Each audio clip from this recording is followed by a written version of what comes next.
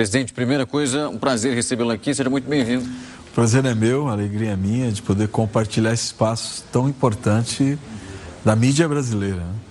Edinho, eu queria começar a nossa entrevista olhando para o julgamento que acontece a partir de amanhã, onde nós temos o ex-presidente Jair Bolsonaro numa acusação de tentativa de golpe de Estado relacionada a 2023. O Brasil, a partir desse instante, começa a acompanhar qual é esse rito e também na expectativa de uma condenação ou não. Eu queria muito ouvir a opinião do senhor em relação sobre o que é possível esperar das sentenças que serão proferidas, claro que diante das expectativas de vocês. Porque nós temos durante muito tempo a oposição utilizando de uma narrativa, de uma perseguição política em relação ao ex-presidente e colocando em xeque a confiança das instituições brasileiras. O senhor acredita que uma resposta que sai dessa primeira turma do Supremo Tribunal Federal pode fortalecer a imagem dessas instituições ou, na verdade, pode fragilizar através de uma demanda que é utilizada e de uma história que é contada pela oposição? Olha, eu penso que, primeiro, nós estamos diante de fatos graves, né? Que foram apurados, foram investigados e agora nós estamos na fase conclusiva desse processo. Para que a sociedade, para que quem está nos assistindo possa contextualizar. O que o Brasil está passando a limpo? O Brasil está passando a limpo uma tentativa de golpe, ou seja, nós tivemos um processo eleitoral. O povo brasileiro fez uma escolha, democraticamente fez uma escolha. O resultado dessa escolha foi a eleição do presidente Lula e do vice Geraldo Alckmin. Portanto, esse resultado tem que ser respeitado, porque a vontade do povo brasileiro é a vontade do exercício da nossa democracia. O que nós, infelizmente, assistimos? Assistimos uma tentativa de golpe, ou seja, uma parte, infelizmente, né? Digamos, é importante ressaltarmos, infelizmente, uma parte das lideranças políticas do nosso país, e até onde as apurações demonstram, envolvidos com setores importantes das Forças Armadas, inclusive oficiais de alta patente, organizaram um golpe para que o resultado das urnas não fosse efetivado, ou seja, para que não tivesse posse. Isso é muito grave, isso é sério, isso não pode ser banalizado, como muitas vezes eu vejo setores da imprensa banalizando, setores da política brasileira banalizando, setores da sociedade brasileira banalizando. Se o Brasil abrir o precedente que aqueles que perdem as eleições se sentem no direito de organizar um golpe, claro, nós deixaremos de ser uma democracia, nós passaremos a viver um regime autoritário, onde não interessa a eleição, não interessa que o povo diga o que quer, não interessa a vontade popular, sempre vai prevalecer a vontade de uma parcela, de um grupo, de uma elite da política nacional. Isso é gravíssimo. E o pior, o que agrava o fato? Nós tivemos uma organização de uma tentativa de assassinato, ou seja, integrantes das Forças Armadas assumem que tinham, dentro da tentativa de golpe, né, a Operação Punhal Verde e Amarelo pressupunha matar o presidente eleito, o vice-presidente eleito e o presidente do TSE na época, que era o responsável pela diplomação e responsável por conduzir a posse do presidente eleito. Ou seja, uma tentativa de golpe com planejamento de assassinato. Onde que isso não caracteriza fatos gravíssimos da nossa história? Se são fatos gravíssimos, esses fatos precisam ser apurados e os culpados responsabilizados. Tem que pagar por isso para que a gente não crie um precedente. Para que quando o povo brasileiro for às urnas, o povo brasileiro tem que ter a certeza que, independente do eleito, o resultado será cumprido, o resultado será reconhecido e que nós não aceitaremos nenhum tipo de movimentação ou de orquestração que desrespeite a vontade popular. Então é grave o que está sendo julgado, o que se inicia amanhã, o julgamento no Brasil, é gravíssimo, porque é uma tentativa de golpe para desrespeitar o resultado das urnas e o pior, a organização de uma tentativa de assassinato do presidente Lula, do vice Geraldo Alckmin e do ministro Alexandre de Moraes. E quem é que reconhece essa tentativa de assassinato? Integrantes das Forças Armadas. Então não é uma conversa de esquina, não é uma conversa de botequim, não é eu ouvir falar. Não. Lideranças, oficiais das Forças Armadas foram a público e reconheceram, primeiro, a tentativa de golpe. Segundo, a orquestração de uma tentativa de assassinato.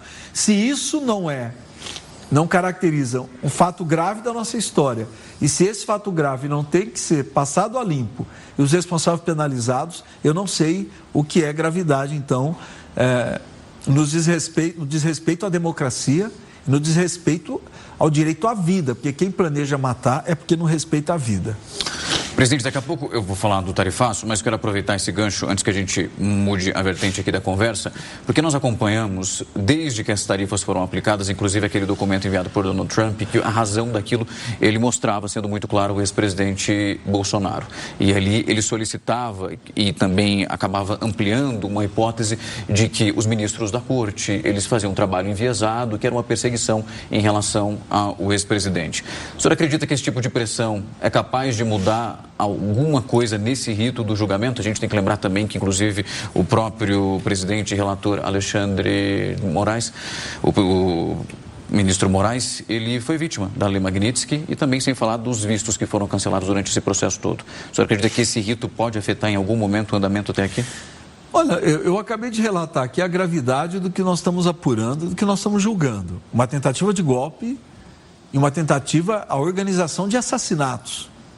Sem precedente, ou seja, se isso fosse levado a cabo, seria talvez a maior tragédia política da história brasileira.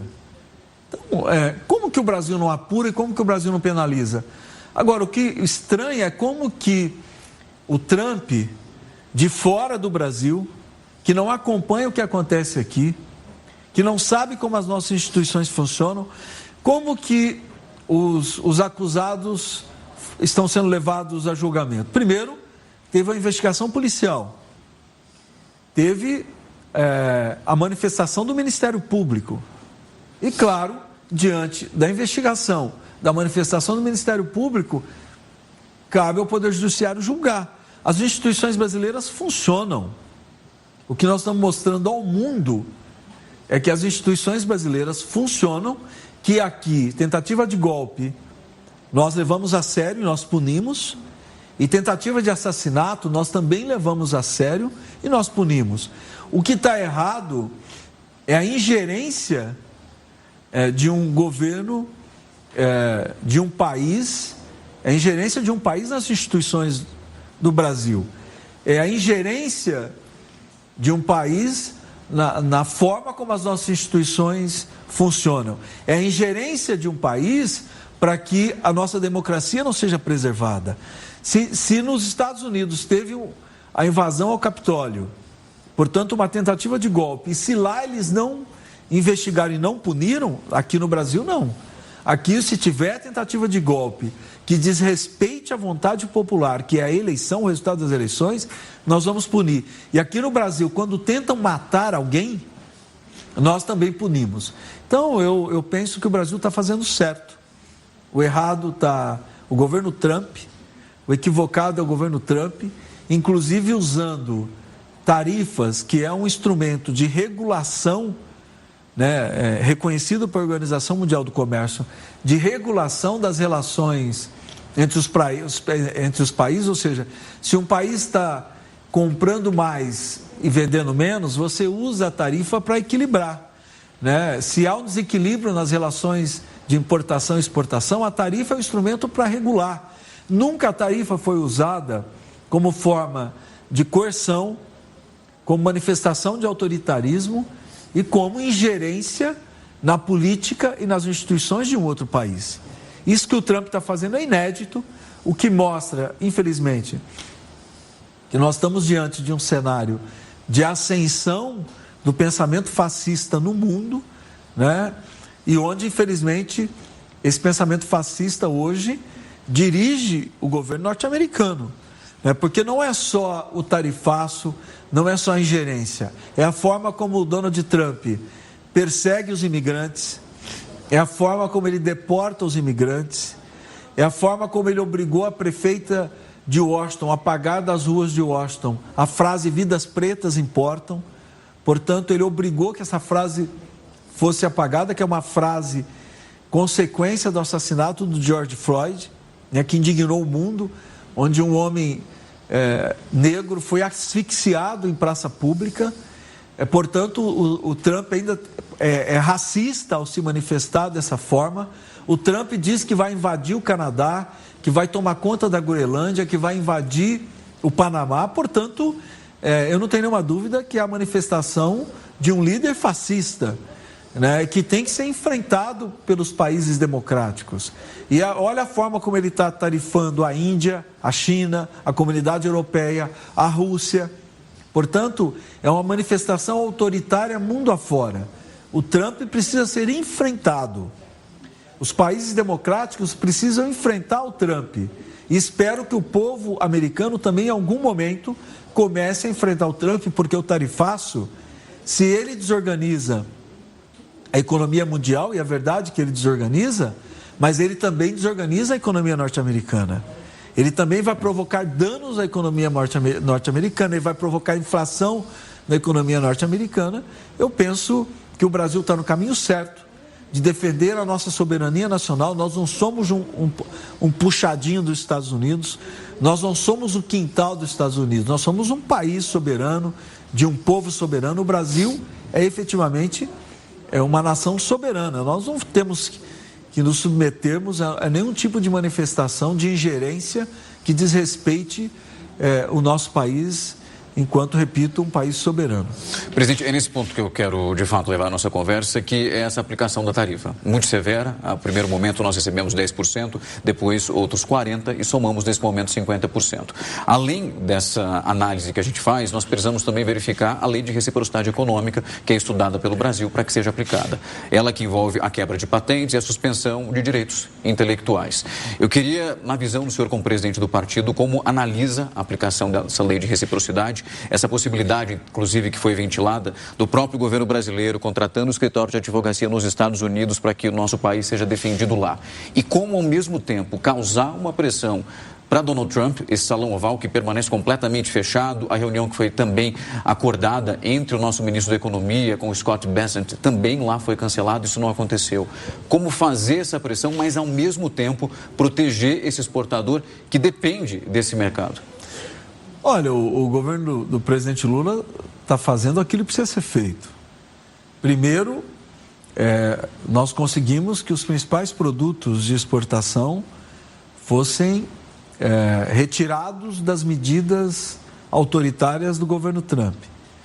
E depois, claro, setores importantes da economia brasileira continuaram sendo afetados. O governo do presidente Lula elaborou um programa, um projeto de socorro, portanto, de crédito, né, para que a gente possa amenizar com essas medidas o impacto das tarifas nos setores ainda atingidos. Eu penso que, nesse período, nós vamos fazer aquilo que um país como o Brasil tem que fazer. Nós vamos abrir novos mercados, nós vamos vender os nossos produtos para outros países, nós vamos estabelecer relações comerciais com outros países no mundo, nós não podemos abrir mão dos BRICS, que na minha avaliação é um dos motivos do mau humor do governo Trump em relação ao Brasil. Acho que são vários motivos, um deles tem essa maquiagem política que se criou, mas na minha avaliação a participação do Brasil nos BRICS é um motivo importante.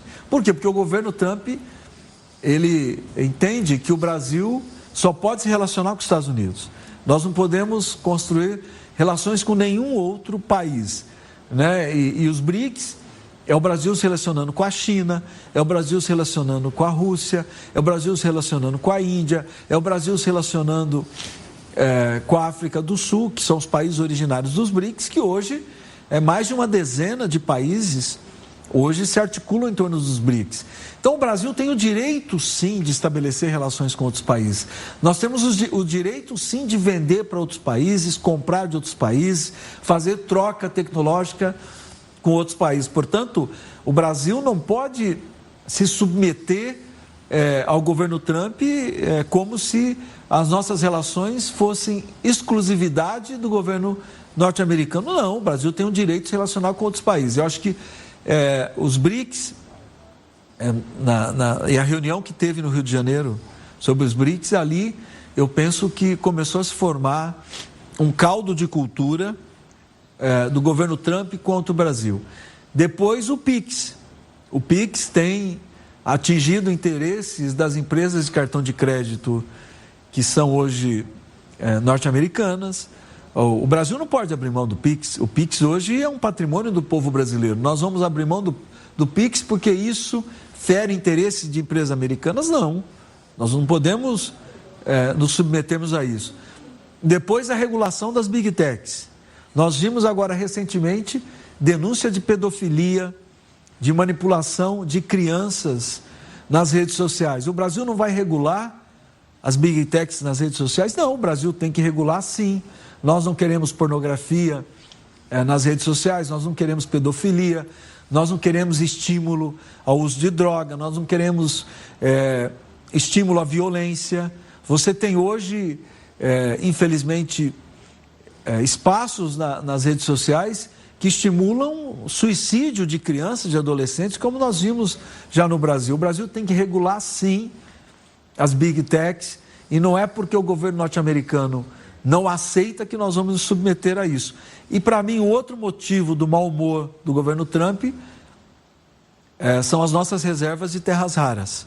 O Brasil detém hoje 25% das reservas de terras raras do mundo. As terras raras, que hoje é impossível nós pensarmos o desenvolvimento tecnológico sem os metais raros, que nós chamamos de terras raras, o governo norte-americano, na verdade, tem interesse nas terras raras do mundo todo e tem interesse nas terras raras brasileiras. Mas se quiser negociar com o Brasil os nossos minérios raros, que é uma fonte de riqueza para as futuras gerações de brasileiras e brasileiros, que negocie conosco como um país soberano e não submetendo o Brasil, não desrespeitando o Brasil, não querendo que o Brasil negocie de joelhos. Nós não vamos aceitar isso também. Então eu penso que nós temos que, diante de todas essas ameaças, respeitarmos todos os países do mundo, como o Brasil sempre respeitou, dialogar e negociar com todos os países do mundo. Eu acho que essa tem sido a posição do Brasil, essa tem sido a posição do governo do presidente Lula. Mas nós não vamos aceitar o desrespeito ao Brasil enquanto um país soberano, enquanto um país que não aceita ingerência externa. Presidente, falando em país soberano, agora no dia 7 de setembro, nós comemoramos o dia da nossa independência. Inclusive, o PT, através das suas redes sociais, tem feito um chamamento e uma organização de um ato público, justamente levando esse lema, Brasil, um país soberano. Como que foi organizado esse ato, como ele foi pensado? Eu queria muito ouvir do senhor se há uma preocupação para que ele não seja visto como, de fato, utilizando uma data para comemoração, que foi muito criticada no passado em relação ao sequestro dessa data para atos políticos, mas que também não seja uma resposta ao bolsonarismo, porque responde algo muito claro ali, principalmente com esse lema: criticar o que Donald Trump faz nesse momento e também os gestos e as atitudes tomadas pelo deputado Eduardo Bolsonaro no exterior. Como manejar todo esse movimento num dia que é, obviamente, tão específico e também tão grandioso envolvendo o Brasil? Olha, o 7 de setembro sempre foi uma data de celebração da nossa nacionalidade, né?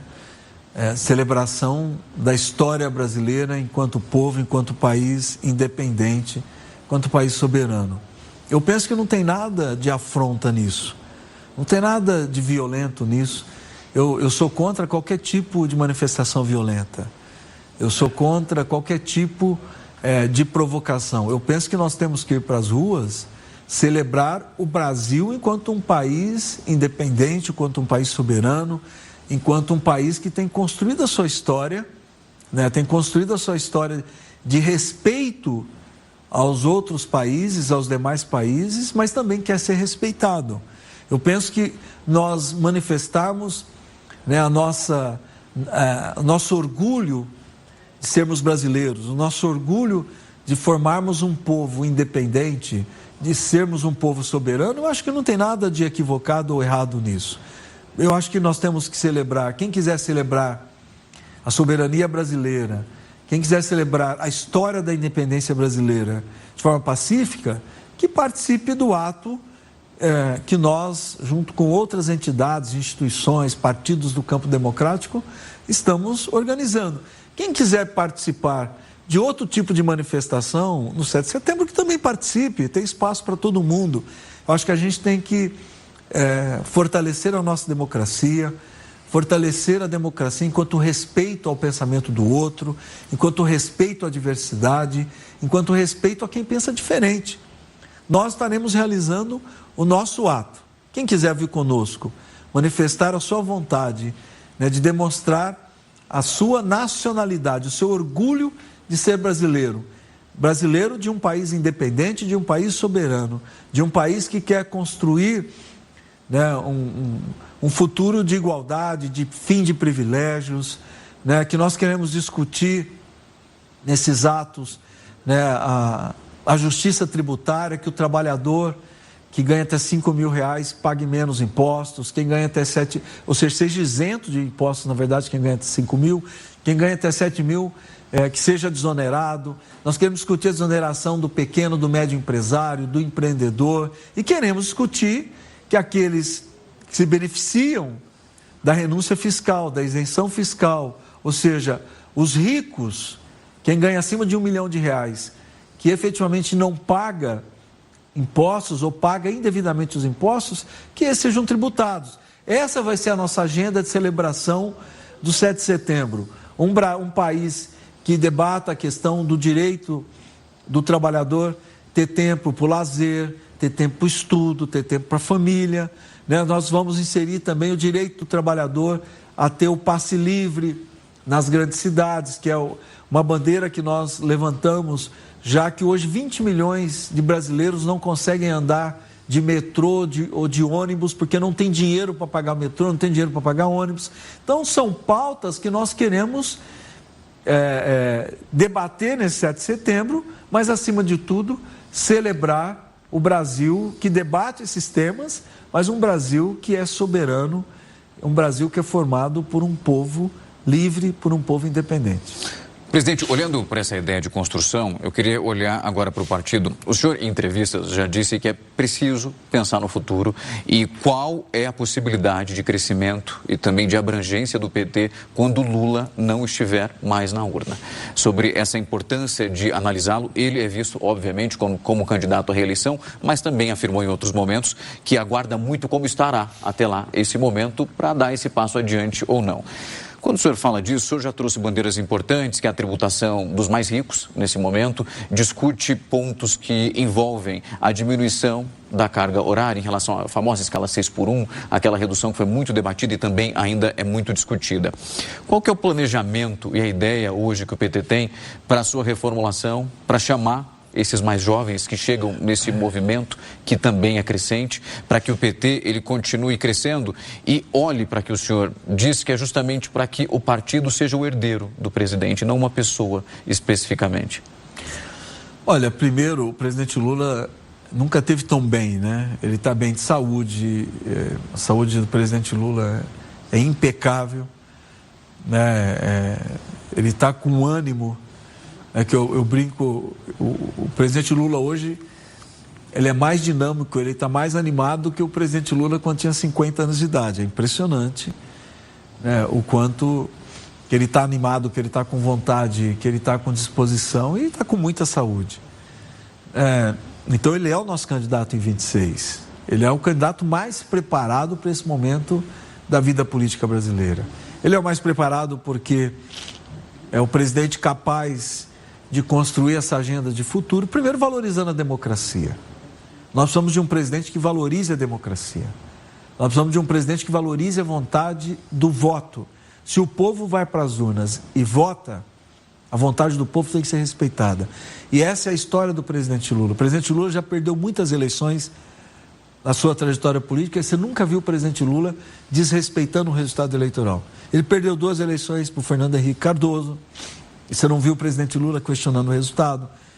Ele perdeu a eleição para governador, por Franco Montoro na época. Você não viu o presidente Lula questionando o resultado eleitoral. Então, o presidente Lula perdeu para o Collor.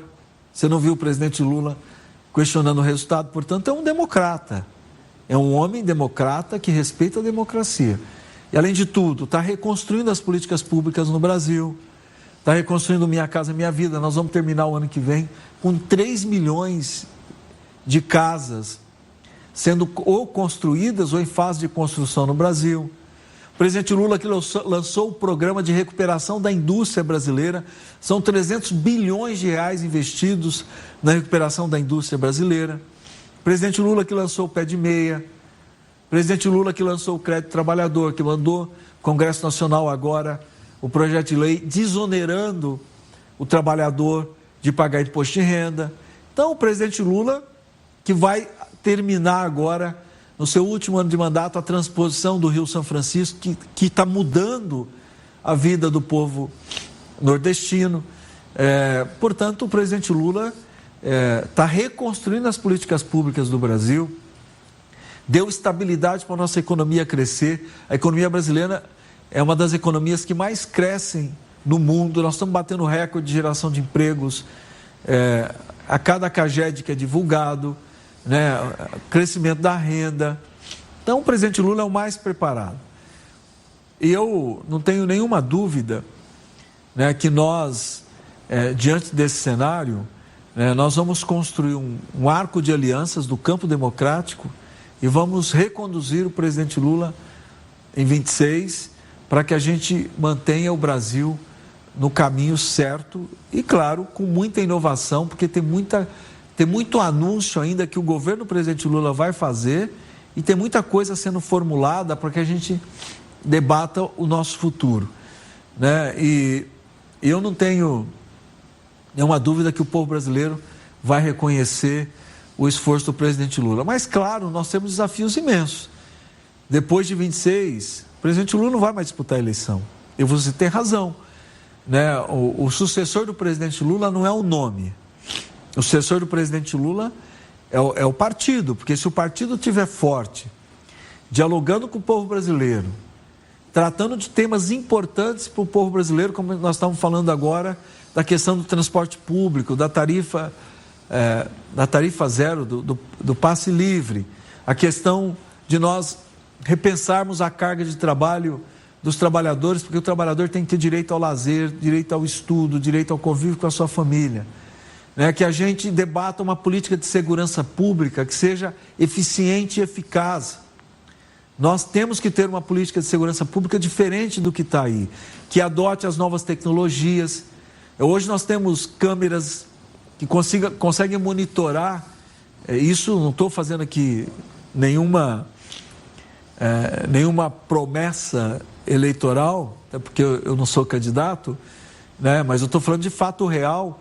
Hoje, os países europeus, os países que se preocupam com a segurança pública, adotam a nova tecnologia, câmeras inteligentes, monitoramento, totens, espalhados pela cidade, que oferece segurança pública para a sociedade, que oferece um ambiente de segurança para a sociedade.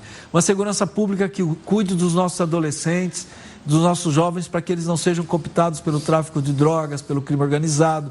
Segurança pública tem que também ter programa para quem cumpriu pena, para o apenado, porque se o apenado não for se ele não for reinserido na sociedade, é evidente que ele vai voltar a cometer crime. Então o PT tem que dialogar com a vida real do povo brasileiro. Nós debatemos um programa de desenvolvimento para a Amazônia Legal, o que é que nós vamos fazer com a riqueza do petróleo da costa equatorial, que eu defendo que a gente tem um programa arrojado de reflorestamento da Amazônia, de monitoramento da Amazônia para combater ainda mais o desmatamento. E claro, se nós não queremos caça ilegal, pesca ilegal e desmatamento, nós temos que ter um programa de desenvolvimento econômico para todos os estados da Amazônia Legal. Então, o PT tem que dialogar a questão da urgência climática. Nós temos que enfrentar a questão da transição energética. O Brasil é o país com o maior potencial de produção de energia limpa do planeta. Nós temos condições de mostrar ao mundo que é possível, sim, nós enfrentarmos a questão da urgência climática. Então, se o PT estiver dialogando com os problemas reais da sociedade, se o PT estiver sintonizado com a sociedade, eu não tenho nenhuma dúvida, o nome nós vamos construir, a liderança vai aparecer, a liderança mais preparada para substituir o presidente Lula vai aparecer, eu tenho certeza disso. Edinho, eu queria agradecer muito tempo e a disponibilidade para vir aqui conversar com a gente. Conseguimos falar da expectativa agora para o julgamento, o tarifaço americano em relação aos produtos brasileiros. A expectativa também para essa manifestação e o futuro do PT. Foi um prazer recebê-lo aqui para levar para quem está em casa um pouco desse panorama e entender o que acontece nesse momento dentro da perspectiva do Partido dos Trabalhadores. Eu que agradeço, é uma alegria imensa estar aqui mais uma vez dividindo com vocês esse espaço e parabéns pelo trabalho que vocês têm feito, parabéns pela referência que vocês se tornaram hoje na mídia nacional. Muito obrigado.